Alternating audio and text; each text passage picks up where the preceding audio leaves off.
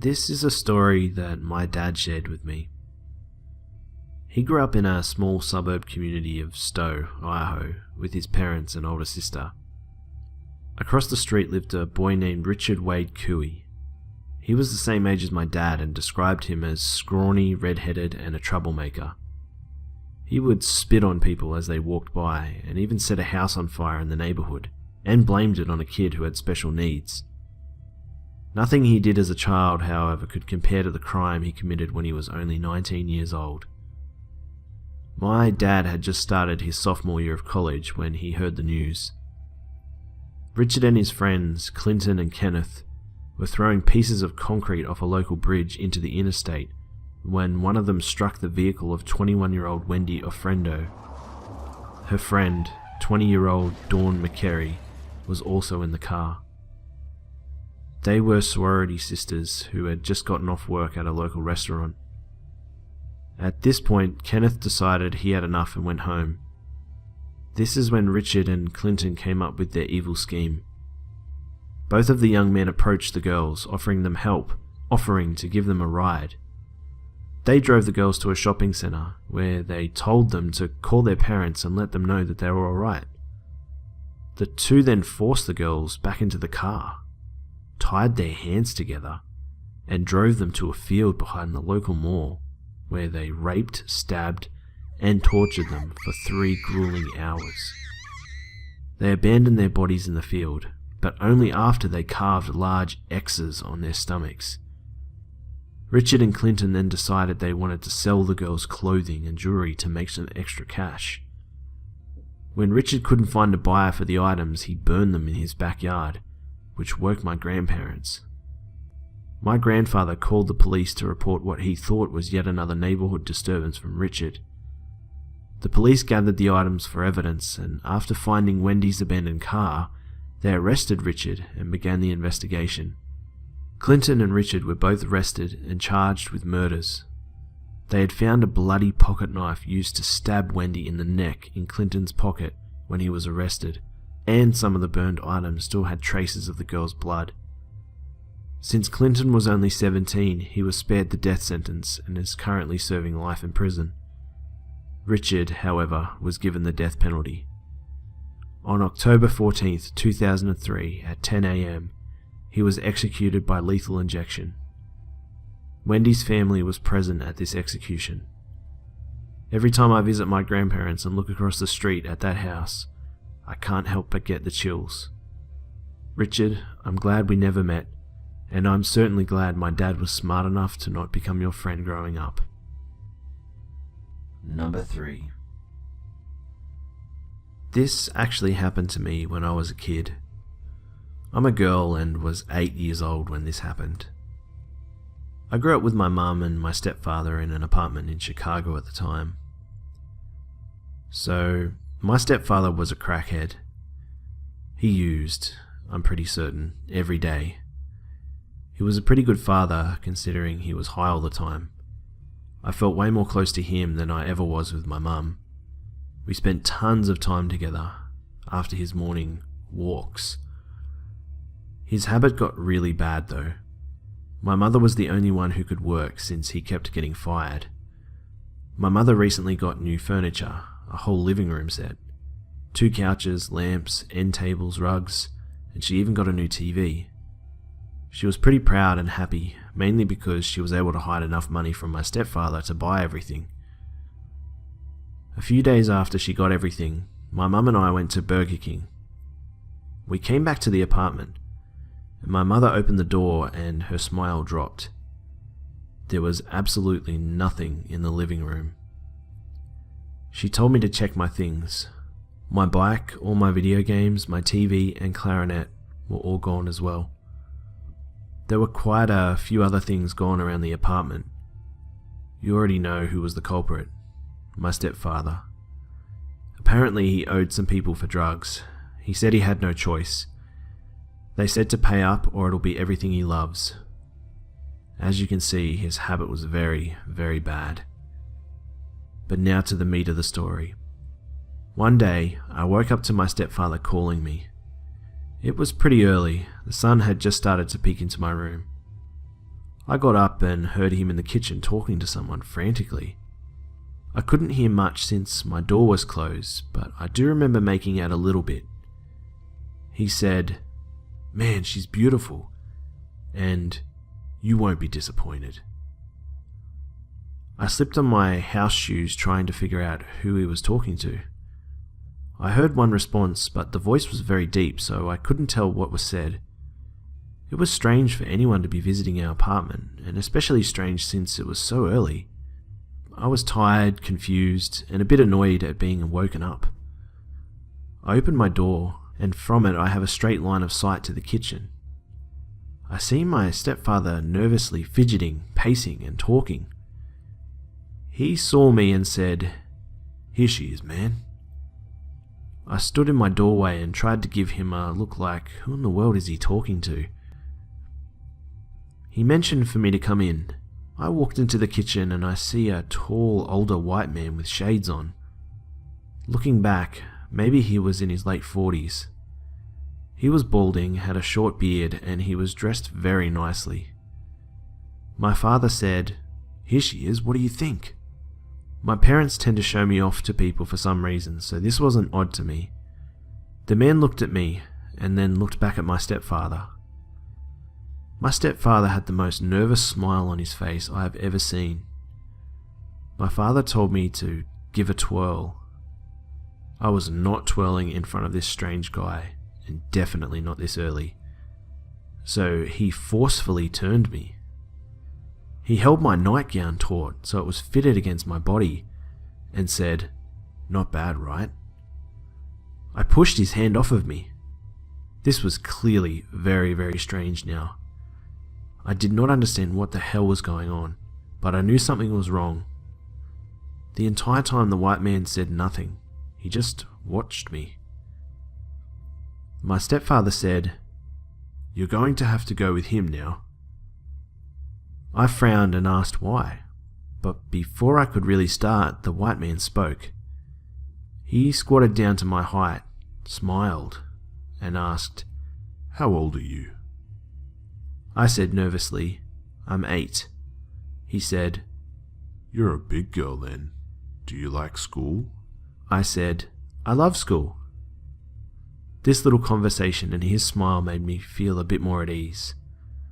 I look over the man's shoulder and see my stepfather frowning, glaring at me, and it scares me. I have not seen him look like that except at suspicious people to warn them not to mess with him. I keep looking back at my stepfather, trying to answer this man's questions, knowing I said something wrong from my stepfather's reaction. The white man glances back at my stepfather while still squatted down to my height. My stepfather looks away in fear. The man stands up, looks back down to me and says, "It was nice talking to you. You're a very smart young lady.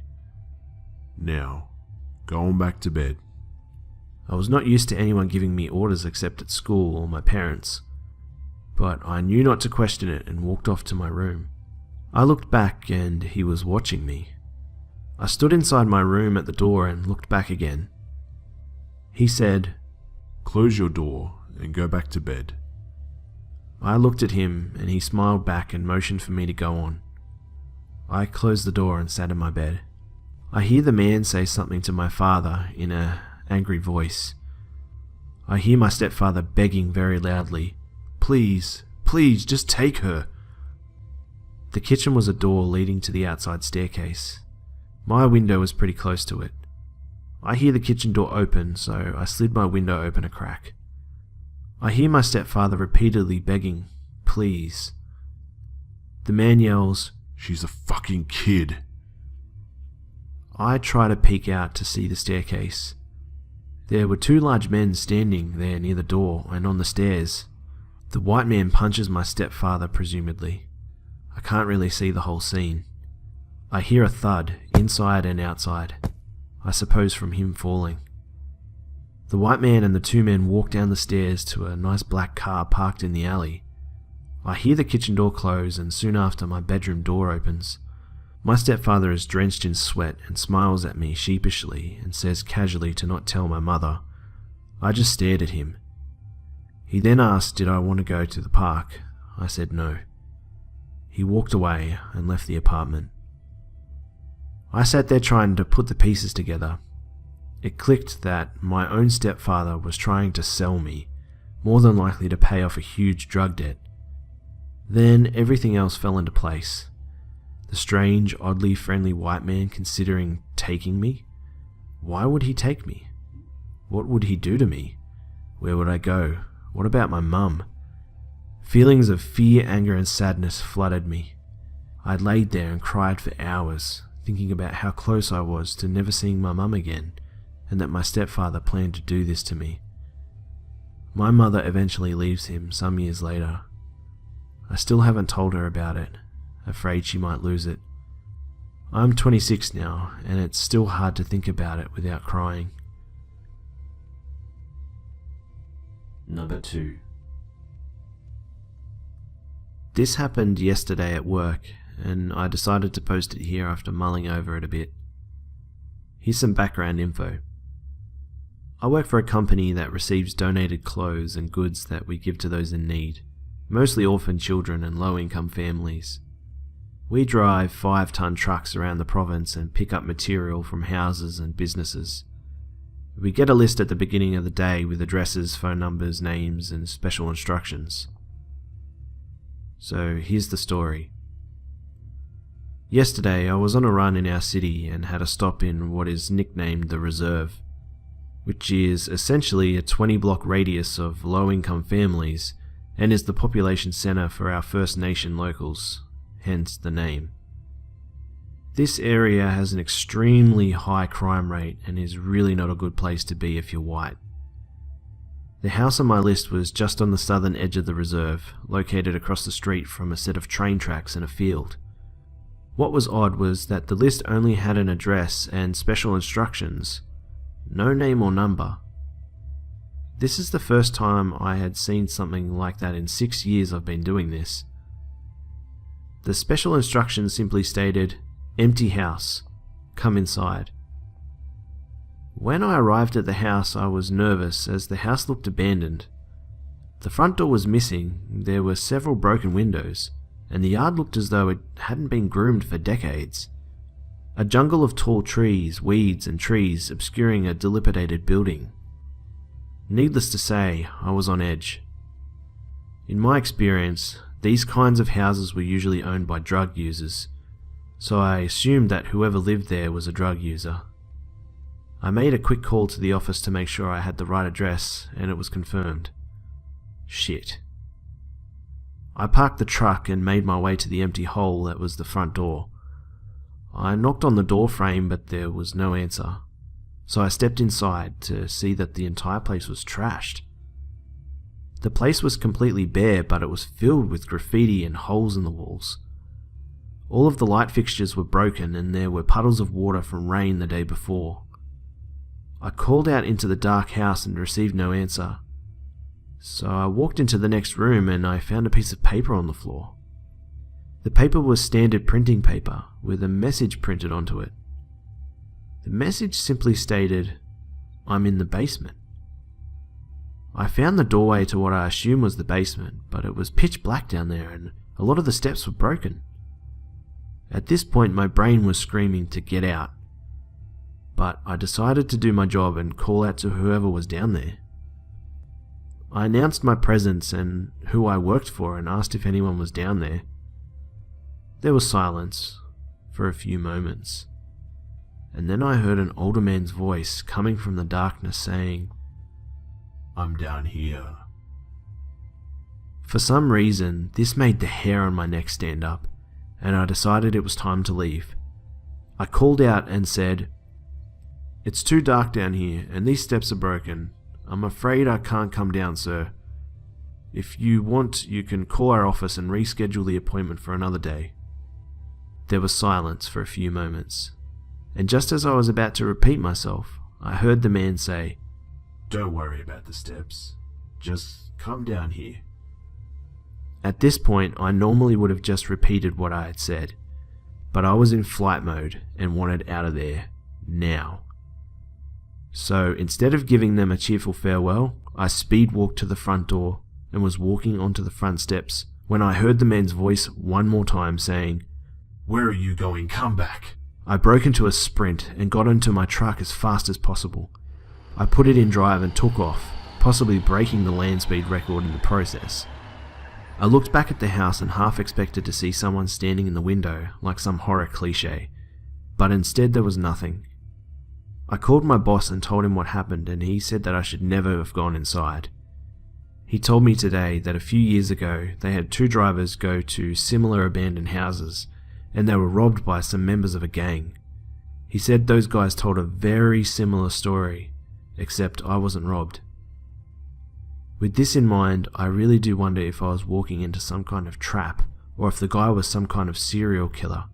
Hell, maybe he was just a lonely man looking for some company, but I wasn't keen on finding out.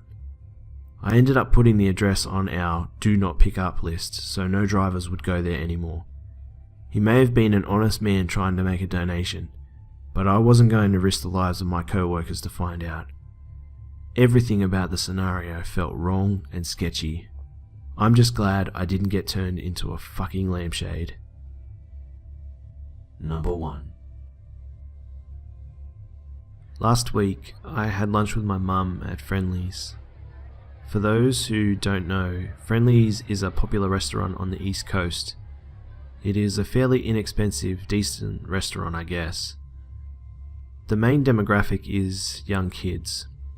My mother used to take me there all the time as a boy. As we were eating our meal, I observed a disheveled looking man enter the restaurant. I thought he was homeless. He had thick glasses, a dirty beard, suspicious eyes, and really baggy clothing. His bald head was bleached with dirt. His presence made me a bit uncomfortable. I watched the hostess ask him if he needed a table for one, but he walked past her and sat by himself. A waitress swiftly brought out a Coke for him. My mother and I continued to chat and eat, but I kept my eye on him.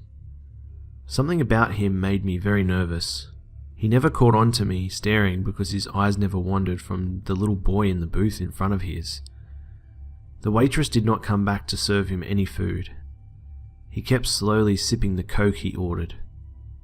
The little boy and his family left, and the man got up. He paced around the restaurant a bit and found a new table to sit at. I thought it was odd that he would change seats. Soon, he got up and changed seats again. I began to catch on to what he was doing. He was changing his seat to sit near different little kids. The kids were with their parents, so there was not much he could do. However, he seemed to enjoy staring and making faces. I mentioned what was going on to my mum, and she called our waiter over. He told us that the man came in frequently and that he always ordered a Coke and changed his seat. We mentioned that he was following kids, but the waiter disagreed and told us that he is just a mentally handicapped person. We insisted that the restaurant would lose business unless they did something about this pervert. He admitted that they did get several complaints but could not ask him to leave or call the police because he technically hadn't done anything wrong and he was a paying customer like the rest of us.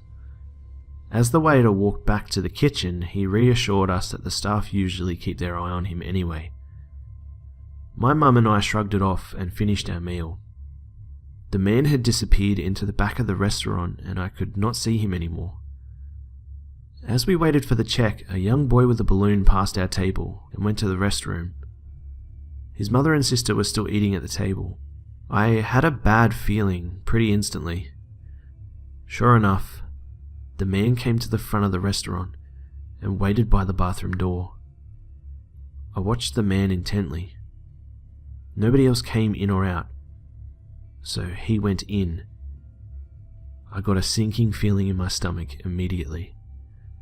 Perhaps I was overthinking things because of my skeptical nature. I saw the staff goofing off behind the ice cream counter, and I did not make a fuss or call for help because I didn't want to make a scene if nothing was actually going on. However, I decided I needed to go into the bathroom myself, just to be sure. As I got closer to the bathroom door, I heard the boy saying something in a high-pitched tone. I pushed the door open and entered the bathroom. I saw the man's legs inside a stall from underneath, but I did not see the boy. I walked toward the stall swiftly and saw the door begin to close. I leapt toward it and placed my palm against it. I was met with resilience. When I finally got all my weight against the door, I was able to push it open enough to see the man standing in the store with his pants down. His hand was covering the boy's mouth, who was sitting on the toilet. I immediately began shouting, and the man started to grunt. I could tell there was something seriously wrong with him. I forced the door open even more. Several staff members rushed into the bathroom and grabbed the man. They dragged him out and tossed him to the ground. One of the staff members even kicked him in the face. At this point, the boy began to cry hysterically. I left the bathroom to see where his mother was. Everyone in the restaurant was standing and looking toward the bathroom. The chatter had stopped. The mother was rushing over with tears swelling in her eyes. The man was held down until police arrived and arrested him. The mother thanked me as she held her son's hand. I felt really sorry for him.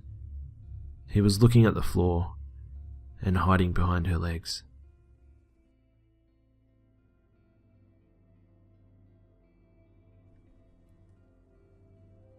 G'day mates. Well, as always, I hope you all enjoyed the video.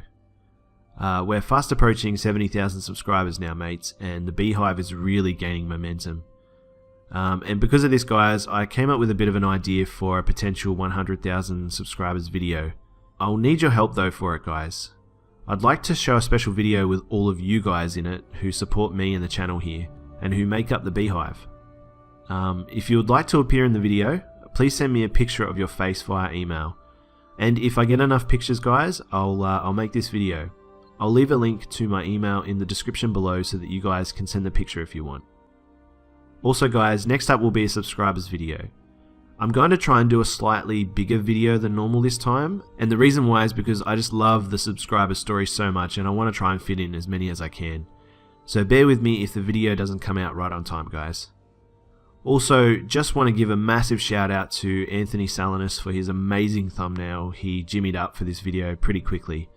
I'll leave a link in the description below so that you guys can go check him out and throw some support at him, guys, as he's a bit of a beast of a designer. And lastly, guys, I just want to say a big thank you to all of you once again for all of your amazing support. Make sure you leave a like, comment, share the video, and subscribe if you're new to the channel. Don't forget to follow me as well, guys, on Twitter and Facebook to get leaks and to know what's up and coming next. And as always, guys, I'll see you mates in the next video.